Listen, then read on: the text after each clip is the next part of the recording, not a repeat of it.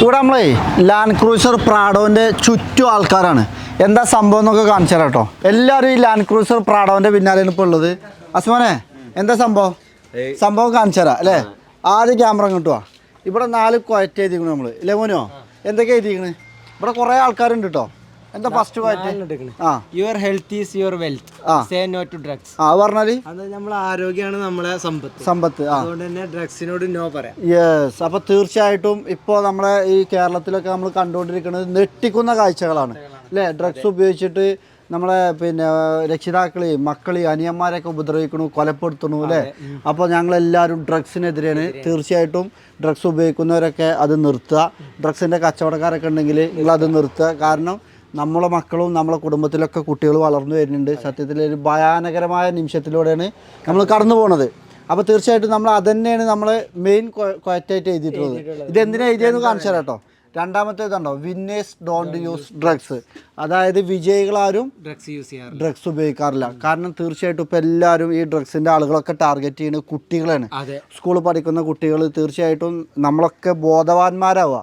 കാരണം നമ്മളെ കുട്ടികളൊക്കെ പോകുമ്പോൾ നമ്മൾ തൻകുഞ്ഞ് പൊൻകുഞ്ഞാണെന്ന് കരുതിയിട്ട് ഇവർ തെറ്റിലേക്ക് പോകുന്നത് നമ്മളാരും കാണൂല, നമ്മൾ ശ്രദ്ധിക്കൂല. അപ്പോൾ തീർച്ചയായിട്ടും നമ്മളെല്ലാവരും അലേർട്ടായിരിക്കേണ്ട ഒരു സമയമാണ്. അപ്പോൾ ഡ്രഗ്സിനെതിരെ നമ്മളും ഉണ്ട്. അതിൻ്റെ എന്ത് പോരാട്ടത്തിനും ഞങ്ങളും റെഡിയാണ്, ഞങ്ങളും തയ്യാറാണ്.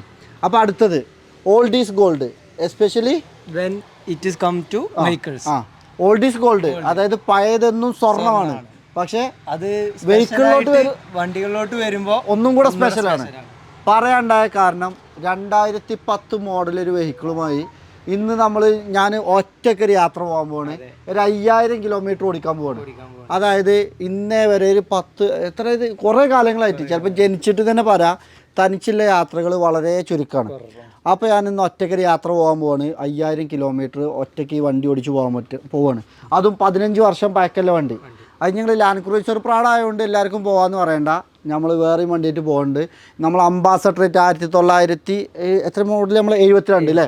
72 അംബാസഡറേറ്റ് പോകാൻ തയ്യാറായതാണ്. ഇതൊരു സാമ്പിൾ വെടിക്കെട്ട് മാത്രം അല്ലേ? അപ്പോൾ ഈ പഴയ വാഹനങ്ങളെ എല്ലാവരും കുറ്റപ്പെടുത്തുന്നൊരു കാലഘട്ടമാണ് കഴിഞ്ഞു പോകുന്നത്. അപ്പോൾ തീർച്ചയായിട്ടും പഴയ വാഹനങ്ങളെ സംരക്ഷിക്കുക, വിൻറ്റേജ് വാഹനങ്ങളെ സംരക്ഷിക്കുക എന്നുള്ള മുദ്രാവാക്യമൊക്കെ നിങ്ങളോട് പറയാണ്. തീർച്ചയായിട്ടും നമ്മുടെ യാത്രകളിലൊക്കെ വ്ളോഗുകൾ വരും. ഇതിൻ്റെയൊക്കെ കാര്യകാരണങ്ങൾ നിങ്ങളുമായി പങ്കുവെക്കും. പഴയ വാഹനങ്ങൾ ഉപയോഗിക്കുന്നവർക്കുള്ള ബെനിഫിറ്റ്, അതേപോലെ അവർക്കുള്ള നെഗറ്റീവ് അല്ലെങ്കിൽ ഉപദ്രവം ഉണ്ടെങ്കിൽ അത് എല്ലാ കാര്യങ്ങളും നമ്മൾ നിങ്ങളുമായി പങ്കുവെക്കും. തീർച്ചയായിട്ടും ഇപ്പോൾ നമ്മൾ കണ്ടുകൊണ്ടിരിക്കുന്നത് പുതിയ വാഹനങ്ങൾ ഒരുപാട് ഇറങ്ങിക്കൊണ്ടിരിക്കുന്നു അല്ലേ? ഇലക്ട്രിക് വാഹനങ്ങൾ ഇറങ്ങുന്നു, ഹൈബ്രിഡ് വാഹനങ്ങൾ ഇറങ്ങുന്നു, അതേപോലെ പുതിയ പുതിയ ടെക്നോളജികളൊക്കെ വരുന്നു. എങ്കിലും പഴയ വാഹനങ്ങളുണ്ട്. രാജാക്കന്മാരായിട്ട് ഇപ്പോഴും കോൺഫിഡൻറ്റോട് കൂടി 4000-5000 കിലോമീറ്റർ നിൽക്കാതെ ഓടിക്കാൻ പറ്റിയ വാഹനങ്ങളുണ്ട്. ഇപ്പോൾ നമുക്ക് പുതിയ നിയമം കണ്ടു. അതായത് പഴയ വാഹനങ്ങൾ റിന്യൂവൽ എടുക്കണമെങ്കിൽ 50% ടാക്സ് വർദ്ധിപ്പിച്ചു അല്ലേ? അപ്പോൾ തീർച്ചയായിട്ടും പഴയ വാഹനങ്ങൾ ഇഷ്ടപ്പെടുന്ന ഒട്ടനവധി ആളുകളുണ്ട്. വിൻറ്റേജ് വാഹനങ്ങൾ ഉപയോഗിക്കുന്ന ആളുകളുണ്ട്, പഴയ ബസ് ഓടിക്കുന്ന ആളുകളുണ്ട്, പഴയ ലോറി ജീവനക്കാരുണ്ട് അല്ലേ? പഴയ വാഹനങ്ങൾ കൊണ്ട് ഉപജീവന മാർഗം കഴിയുന്ന ഒട്ടനവധി ആളുകൾ നമ്മുടെ മുന്നിലുണ്ട്. അപ്പോൾ അവരൊക്കെ സംരക്ഷിക്കുക എന്നുള്ളൊരു മുദ്രാവാക്യവും നമ്മുടെ മുന്നിലുണ്ട്. അതേപോലെ negativity is the enemy of creativity. Yes, അതിൻ്റെ അർത്ഥം തന്നെ പറഞ്ഞു കൊടുക്കും. നെഗറ്റീവ് എന്ന് പറയുന്നത് നമ്മളെ ക്രിയേറ്റിവിറ്റിനെ കൊല്ലുന്ന അതാണ്. തീർച്ചയായിട്ടും ഞാനിത് പോകാൻ ഇറങ്ങുമ്പോൾ ഒട്ടനവധി ആളുകളാണ് എന്നെ പറഞ്ഞേക്കാതിരുന്നത് അല്ലേ? ഇജ്ജ് പോകണ്ട, എനിക്ക് ചായ കുടിച്ചാൽ പോകണമെങ്കിൽ 10 ആൾ വേണമെന്ന് പറഞ്ഞു അല്ലേ? അപ്പോൾ തീർച്ചയായിട്ടും ഞാനൊന്ന് പോയി നോക്കാണ്. ചിലപ്പോൾ ഇവിടുന്ന് നിലമ്പൂർ തന്നെ തിരിച്ചു വരും, ഉറപ്പൊന്നും പറയാൻ പറ്റില്ല. പക്ഷെ എൻ്റെ ഒരു കോൺഫിഡൻ്റ് ഉണ്ട് പോയി അവിടെ എത്തി അവിടുന്ന് തിരിച്ചു പോരണമെന്ന്. അപ്പോൾ തീർച്ചയായിട്ടും ഒന്ന് പോയി നോക്കട്ടെ. എത്തിയാൽ എത്തും, പോയാൽ പോവും. ബാക്കി തവക്കൽത്തു അല്ലല്ല, ദൈവത്തിന് ഭാരം ഏൽപ്പിച്ചിട്ട് ഇറങ്ങുകയാണ്. അപ്പോൾ തീർച്ചയായിട്ടും നിങ്ങളെ സപ്പോർട്ടൊക്കെ ഉണ്ടായിരിക്കണം. അതേപോലെ നെഗറ്റിവിറ്റി എന്ന് പറയുമ്പോഴേ തീർച്ചയായിട്ടും നമ്മളെ പുറകോട്ട് വലിക്കുന്ന സംഭവങ്ങളുണ്ടാവും. നമുക്ക് പറ്റൂല, കഴിയൂല. തീർച്ചയായിട്ടും ചില ആൾക്കാർക്കുണ്ട്, എനിക്ക് കച്ചവടം ശരിയാവില്ല, ബിസിനസ് ശരിയാവില്ല, നമ്മളെ കൊണ്ട് കഴിയൂല, പൊളിയും, അതേപോലെ പല കാര്യങ്ങളും അല്ലേ? അതേപോലെ മോന് കുറേ പോലീസൊക്കെ എക്സാമൊക്കെ എഴുതാൻ പോയിരുന്നു. എക്സാം എഴുതിയാൽ കിട്ടൂല, ഞാൻ തോൽക്കും, പരാജയപ്പെട്ടും. ഓടാൻ നമുക്ക് എന്താ പൂതി ഉണ്ടാവും, ആഗ്രഹം ഉണ്ടാവും, പക്ഷെ ഓടാൻ കഴിയൂല. അതേപോലെ 5 കിലോമീറ്റർ ഓടി സെലക്ഷനും കിട്ടിയിട്ടാ പോകുന്നത്. അതേപോലെ തന്നെ നമ്മൾ കുതിരപ്പുറത്ത് കയറാൻ വേണ്ടി പേടിച്ച് നിന്ന് നമ്മൾ എന്ത് ചെയ്യും, കുതിരപ്പുറത്ത് കയറി കുതിരനെ ഓടിച്ച് കുതിരൻ്റെ റൈഡർമാരുമായി. അപ്പോൾ അതേപോലെ തന്നെ എനിക്ക് ഒട്ടനവധി പ്രശ്നമുള്ള കേസാണ് ഒറ്റക്കൊരു സ്ഥലത്തേക്ക് വണ്ടിയിൽ പോവാം. പേടിയോണ്ടല്ല, രസമല്ല. ആരെങ്കിലും ഒരാളൊപ്പം വേണം, ഭക്ഷണം കഴിക്കാൻ പോകണമെങ്കിൽ ആൾ വേണം, ചായ കുടിക്കാൻ പോകണമെങ്കിൽ ആൾ വേണം. അപ്പോൾ തീർച്ചയായിട്ടും ഒറ്റക്കാണ് പോകാൻ പോകുന്നത്. തീർച്ചയായിട്ടും ഇനി ഇവിടുന്ന് അങ്ങോട്ട് നോമ്പ് വരാൻ പോവാണ്. നോമ്പ് എന്ന് പറഞ്ഞാൽ തന്നെ ത്യാഗമാണ്. അപ്പോൾ ത്യാഗം സഹിച്ച് നോമ്പും നോറ്റ് നമ്മൾ തന്നെ ഫുഡൊക്കെ ഉണ്ടാക്കി വേറൊരു എക്സ്പീരിയൻസ് നമ്മൾ ഉണ്ടാക്കാൻ വേണ്ടി പോവാണ്. എന്താവും എന്തൊക്കെ നോക്കല. അഫിയും ഹംദാനും എല്ലാവരും ഇവിടെ റെഡി ആയിട്ടുണ്ട്. ഇത് നമ്മളെ കസ്റ്റമറാണ്. അവർക്ക് ഇത് എന്താ സംഭവം എന്ന് മനസ്സിലായിട്ടില്ല അല്ലേ? നിങ്ങൾ ഇവിടെ എവിടെയാണ്? ഗുരുവായൂർ അല്ലേ? ഇപ്പോൾ ഔപചാരികമായിട്ട് വന്നതാട്ടോ. ഗുരുവായൂർ കാലത്ത് വന്നിട്ടുണ്ടോ? ശരി.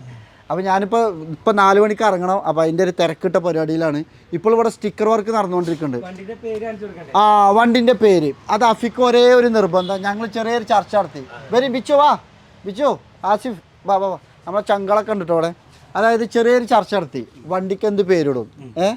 അപ്പോൾ ചർച്ചയിൽ ലാസ്റ്റ് വന്നത് അഫിൻ്റെ ഒരു പേര് വന്നു. കുറേ പേരുകൾ വന്ന് അഫിൻ്റെ ഒരു പേര് വന്ന്. അഫിൻ്റെ പേര് വന്നപ്പോൾ ഞാൻ സത്യത്തിൽ അതന്നെ ഇട്ടു. അത് ഇടാനൊരു കാരണമുണ്ട്. കാരണം അഫിക്ക് അറിയില്ല. പേര് അഫിയ തന്നത്. എന്താ പേര് അഫിയ? ടിപ്പു. ആ ടിപ്പു എന്നുള്ള പേര് അവിടെ എഴുതിക്കൊണ്ടിരിക്കുന്നുണ്ട്. എന്താ വെച്ചാൽ ടിപ്പു എന്നിടാനുള്ള കാരണം? ടിപ്പു നമുക്ക് ഏറ്റവും ഇഷ്ടപ്പെട്ട കുതിരന്റെ പേരാണ്. അതേപോലെ ഫസ്റ്റ് വാങ്ങിയ കുതിരയാണ്. ആ കുതിരയാണെങ്കിലോ പവറിന്റെ രാജാവായിരുന്നു അല്ലേ? പവർഫുൾ കുതിരയായിരുന്നു. അത് ആസിഫൊക്കെ ശരിക്കും ഞാനും ആസിഫൊക്കെ വീണതാണ്. കുറെ ആൾക്കാർക്ക് കടി കിട്ടിയതാണ്, ചവിട്ട് കിട്ടിയതാണ് അല്ലേ? ഭയങ്കര ഫാസ്റ്റസ്റ്റ് കുതിരയായിരുന്നു ഞങ്ങൾ ടിപ്പു. അപ്പോൾ ടിപ്പു അതായത് ആദ്യമായിട്ട് വാങ്ങിയ കുതിരയും ടിപ്പു ആയിരുന്നു. അപ്പോൾ ഇതൊരു പവർഫുൾ ആളാണ്, വാഹനമാണ് ലാൻഡ് ക്രൂസർ പ്രാഡോ. നമുക്ക് ഒരുപാട് ഇഷ്ടപ്പെട്ട വാഹനമാണ്. അപ്പോൾ അതിൻ്റെ പേരെന്ത് ചെയ്യുക? ടിപ്പുവിൻ്റെ തന്നെ പേരിട്ടിട്ടാണ്. അതായത് ഈ വണ്ടിക്ക് നമ്മൾ ടിപ്പുവിന് പേരിട്ടു. പിന്നെ വേറെ കാര്യം എന്ന് വെച്ചാൽ നമ്മളെല്ലാവരും വണ്ടികളുടെ ഒക്കെ സ്പീഡ് എങ്ങനെയാണ് കാൽക്കുലേറ്റ് ചെയ്യുക? ഹോസ് പവർ. അങ്ങനെ ഒരു ഹോസിൻ്റെ നമുക്ക് ഇഷ്ടപ്പെട്ട ഒരു ഹോസിൻ്റെ പേരിട്ടിട്ടാണ് ഈ ലാൻഡ് ക്രൂസർ പ്രാഡോയുമായി പോണത് അല്ലേ? ഇപ്പോൾ നമ്മൾ സഫാരി കാർസിലായിട്ടുള്ളത്. അതായത് ഒട്ടനവധി പുതിയ സ്റ്റോക്ക് വാഹനങ്ങൾ നമ്മളെടുത്ത് വന്നിട്ടുണ്ട്.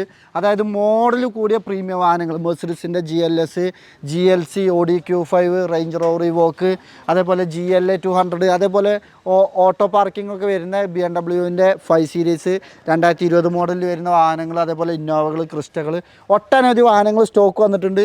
പിന്നെ കിഡിലും ഇതേപോലെ നേരത്തെ പഴയ വാഹനങ്ങൾ ഇഷ്ടപ്പെടുന്നവർക്ക് വേണ്ടിയിട്ട് ഒരു എസ്റ്റീമും വന്നിട്ടുണ്ട്. ഇതിൻ്റെ ഡീറ്റെയിൽസ് ഒന്ന് പറഞ്ഞു കൊടുത്താൽ പെട്ടെന്ന്. 8 മോഡൽ 85,000 കിലോമീറ്റർ ഓടിയ പെട്രോൾ എഞ്ചിൻ വരുന്ന സ്റ്റോക്ക് കണ്ടീഷനിലെ എസ്റ്റീം അല്ലേ? അപ്പോൾ തീർച്ചയായിട്ടും ചെറിയ വിലയൊക്കെ ഉള്ളൂ. താല്പര്യമുള്ള ആളുകൾ കോൺടാക്ട് ചെയ്തോളൂ. ഒട്ടനവധി വാഹനങ്ങളൊക്കെ പുതിയ സ്റ്റോക്ക് വന്നിട്ടുണ്ട്. ഇനി നാളെ മുതൽ അസിമോൻ്റെ റീലുകൾ കാണാം അല്ലേ? എല്ലാ വണ്ടികളുടെയും റീല് കാര്യങ്ങളൊക്കെ നമ്മുടെ സഫാരി കാർസ് ഒഫീഷ്യലിലെ ഇൻസ്റ്റാഗ്രാം പേജിൽ ഒരു വണ്ടി ഒന്ന് നമ്മളെ പ്രേക്ഷകർക്ക് കാണിച്ചു കൊടുക്കാം. കാരണം ബെഡ്റൂം അതിൽ തന്നെ സെറ്റ് ചെയ്തിട്ടുണ്ട്. ലഗേജുകൾ കാര്യങ്ങൾ കംപ്ലീറ്റ് സാധനങ്ങൾ യാത്രക്ക് വേണ്ട കാര്യങ്ങളൊക്കെ നമ്മളെ വാഹനത്തിൽ നമ്മൾ സെറ്റ് ചെയ്തിട്ടുണ്ട് അല്ലേ? അപ്പോൾ അതൊക്കെ ജസ്റ്റ് നിങ്ങളെ കാണിക്കാം. പിന്നെ നമ്മൾ വാഹന സംബന്ധമായിട്ട് നിങ്ങൾക്ക് ഉപകാരപ്പെടുന്ന വീഡിയോസ് യാത്രയിലൊക്കെ എടുക്കാൻ കഴിയുകയാണെന്നുണ്ടെങ്കിൽ ഞാൻ ഒറ്റക്കുള്ളൂ. എടുക്കാൻ കഴിയുകയാണെന്നുണ്ടെങ്കിൽ നമ്മുടെ ഈ പേജിൽ തന്നെ അല്ലെങ്കിൽ ഈ ഒരു ചാനലിൽ തന്നെ നിങ്ങൾക്ക് കാണാൻ പറ്റും. അതല്ല നമ്മൾ പോകുമ്പോൾ വ്യത്യസ്തമായ കാഴ്ചകളോ കാര്യങ്ങളൊക്കെ നിങ്ങൾക്ക് കാണിക്കാൻ പറ്റുന്ന സംഭവങ്ങളൊക്കെ കണ്ടാൽ നമ്മുടെ അൻഫാൽ വ്ളോഗ്സ് എന്നുള്ള യൂട്യൂബ് ചാനലും ഫേസ്ബുക്ക് പേജൊക്കെ ഉണ്ട്. അതിലും നിങ്ങളെ കാണിക്കും. നമ്മളെ വണ്ടിയില്ലേ കിഡിലെ ലുക്ക് ആയിക്കും കേട്ടോ. അതായത് ആ റൂഫ് ടോപ്പൊക്കെ വെച്ചുകൊണ്ടല്ലേ വേറൊരു ലുക്കില്ല സുമനെ. ഈ റൂഫ് ടോപ്പ് നല്ല ഉപകാരപ്പെടും കേട്ടോ നമുക്ക്. കാരണം അതിൽ ഒരുപാട് കൊള്ളും. അതിൽ ഞാൻ ഡ്രസ്സ് മാത്രമാണ് വെച്ചിട്ടുള്ളത്, വേറെ സാധനം അതിലേക്ക് കയറ്റിയില്ല. കാരണം അടിയിൽ ഇങ്ങനെ തുറന്നെടുക്കാൻ വേണ്ടിയിട്ട് പെട്ടെന്ന് ആവശ്യമുള്ള സാധനങ്ങളൊക്കെ നമ്മൾ താഴെ വെച്ചിട്ടുണ്ട്.